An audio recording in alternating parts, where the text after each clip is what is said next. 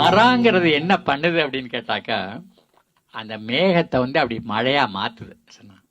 அந்த மேற்கு தொடர்ச்சி மலை கடல் மட்டத்திலிருந்து 3000 அடி உயரத்தில் இருக்கு சராசரியா. சில இடத்துல இன்னும் தூக்கலா இருக்கு. அது அடுக்கடுக்கா இருக்குது.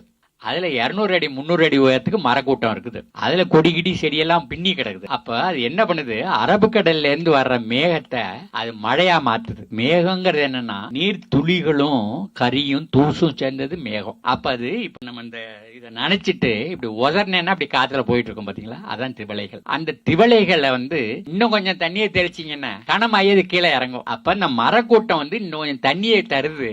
அது மேகத்தோட சேர்ந்ததையும் அங்க இருக்கிற நீர்த்துளி கனமான துளியாகி கீழே இறங்குது. அதான் ரெயின்ஃபால். மேகத்தை மழையா மாத்துறது மர கூட்டம் தான் செய்யும். தென்னை மரம் செய்யாது. வெறும் தென்னை மரமா செய்யாது, வெறும் வாழை மரமா செய்யணும். மர கூட்டம் அங்க இருக்கணும். அப்ப அந்த குளிர்ந்த சூழல் குளிர்ந்த காற்று பட்டதையும் அது கனமா இறங்குது. அந்த வாழுகின்ற மக்களுடைய தேவைகள் நிறைவு செய்யணும்னா காடுகள் இருக்கணும். காடுகள் தான் பருவமழைக்கு ஆதாரமா இருக்கு. காடுகள் தான் நிலத்தடி நீர் மேம்படுறதுக்கு காரணமாக இருக்குது. காடுகளில் பல வகையான மக்களுக்கான வருவாய்கள் இருக்குது. காடுகளில் மக்களுடைய நோய் நீக்கிறதுக்கான மருந்துகள் இருக்குது. காடுகளில் நம்ம கால்நடைகளுக்கான தீவனம் இருக்குது. காடுகளில் பூமிக்கடியில் பூமிக்கு மேலே தண்ணி இருக்குது. நம்ம முன்னோர்கள் நம்ம நாட்டை நமக்கு சோலையா கொடுத்துட்டு போனாங்க. நம்ம பருவத்துலதான் இதை நம்ம பாலையாக்கி இருக்கிறோம். இப்ப நம்மளுடைய பிள்ளைகள்லாம் இருக்குது. இந்த பிள்ளைகள் எந்த குற்றமும் செய்யல. ஆனா குற்றம் செய்யாத பிள்ளைகள் தண்டனை அனுபவிக்க போகுது. வரும்பாத காலத்துல குடிக்க தண்ணி இல்லாமலும், சாப்பிட உணவு இல்லாமலும், வேலைக்கு வாய்ப்பு இல்லாமலும் போக போகுது. அப்ப அதை நம்ம பாத்துக்கிட்டு இருக்க போறோமா?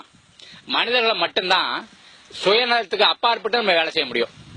அறிவினால் ஆகுவது உண்டோ பிரிதின் நோய் தன்னோய் போல் போற்றா கடை. இப்ப காக்கா எரும மாட்டு முதல்ல உட்காந்து அது புண்ணை கொத்திக்கிட்டு இருக்கும். எருமாட்டுக்கு வலிக்கும்னு காக்காக்கு தெரியுமா? தெரியாது. ஆனா அது எருமாட்டுக்கு வலிக்கும்னு நமக்கு தெரியும். அதுதான் மனிதருடைய இந்த பகுத்தறிவுக்குரிய அம்சம். அதனால மனிதர்களை என்ன செய்யணும்னா தனக்காக மட்டும் வாழ்ந்தோன்னு இருக்கக்கூடாது. அது மிருக வாழ்க்கை. மனித வாழ்க்கை வாழணும்னா மற்றவர்களுக்காகவும் யோசிக்கணும், வருங்காலத்துக்காகவும் யோசிக்கணும். அப்படியானா நம்ம என்ன செய்யணும்? மரம் நடணும். அந்த ஷூமேச்சர்னு ஒரு ஆள், அந்த இங்கிலாந்து நாட்டுக்காரன், அவன் பரந்த அறிவுடையவன். அவன் புத்தரை பத்தி எல்லாம் படிச்சிருக்கான், காந்தி எல்லாம் படிச்சிருக்கான். அவன் நம்ம மேல அனுதாபப்பட்டு சொன்னான். என்ன சொன்னா, நீங்க எத்தனை பேர் குழந்தையில இருந்து முதியவர் வரல, ஆளுக்கு 5 மரம் நடணும், 5 வருஷத்துக்கு அதை காப்பாத்திரணும். அப்படியானா 5 வருஷம் கழிச்சு பார்த்தா உங்க நாட்டுல 500 கோடி மரம் பழம் கொடுத்துக்கிட்டு இருக்கும். எந்த 5 ஆண்டு திட்டத்துக்கும் செலவழிச்சதை விட குறைவா செலவாகும். எந்த 5 ஆண்டு திட்டத்திலையும் விளைந்த பலனை விட கூடுதலா பலன் இருக்கும் அப்படின்னு சொன்னா. தமிழ்நாட்டுல 6 கோடி பேர் இருக்கிறோம். ஆளுக்கு 2 மரம் நட்டோம்னா 12 கோடி மரமாச்சு. இந்த 12 கோடி மரத்தை அடுத்த 10 வருஷங்கள நம்ம நட்டா போதும். இப்படி சின்ன அளவுல திட்டம் போட்டு நம்ம செயல்படுத்தணும்.